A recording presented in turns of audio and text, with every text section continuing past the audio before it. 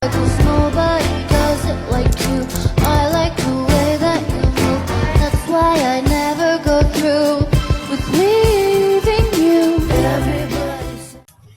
Assalamualaikum warahmatullahi wabarakatuh.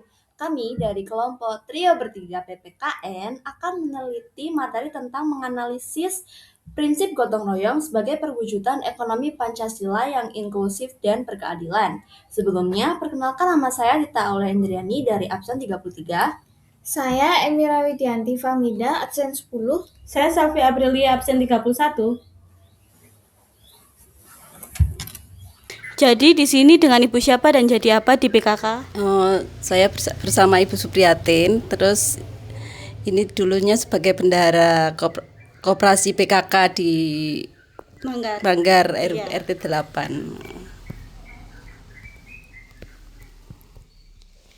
Jadi saya ingin bertanya, latar belakang atau kenapa bisa ada PKK di daerah Manggar ini?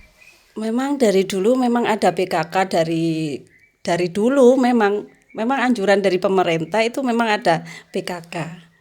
Jadi tiap dia turun temurun gitu ya. Terima kasih. Kalau boleh tahu, kepengurusan di PKK ini ada apa saja ya, Bu? Ada ketua, bendahara, terus sekretaris juga ada, terus ada itu pokja. Ada pokja itu. Pokja itu apa? Pokja itu ada pokja 1 itu untuk pengajian, membahas pengajian itu apa itu ya.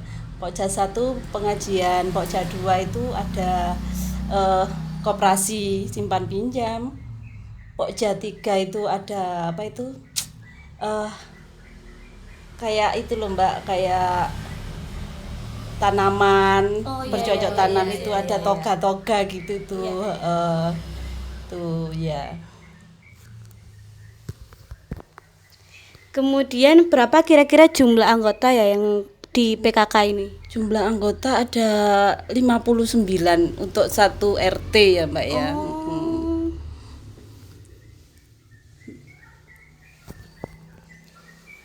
Jadi, bagaimana proses pemutaran atau cara mengolah uang di organisasi PKK ini? Kalau pengelolaan uang di PKK itu ada simpan pinjam, ada arisan ya. Kalau arisan itu untuk arisan nanti yang dapat bergiliran. Kalau simpan pinjam itu nanti ada yang nabung, ada yang pinjam. Nanti ada jasa gitu Mbak. Terima kasih. Iya. Kalau menurut Bu Atin sendiri, apa sih sistem ekonomi Pancasila yang terbuka dan berkeadilan? Kalau menurut saya sistem koperasi Sistem ekonomi Pancasila. Sistem ekonomi Pancasila yang berkeadilan dan terbuka itu ya kita mengelola keuangan itu dengan terbuka untuk anggota, pengurus itu harus terbuka. Dan adil maksudnya kalau ada yang pinjam ini ya harus ini gitu. Menurut saya loh Mbak. Iya.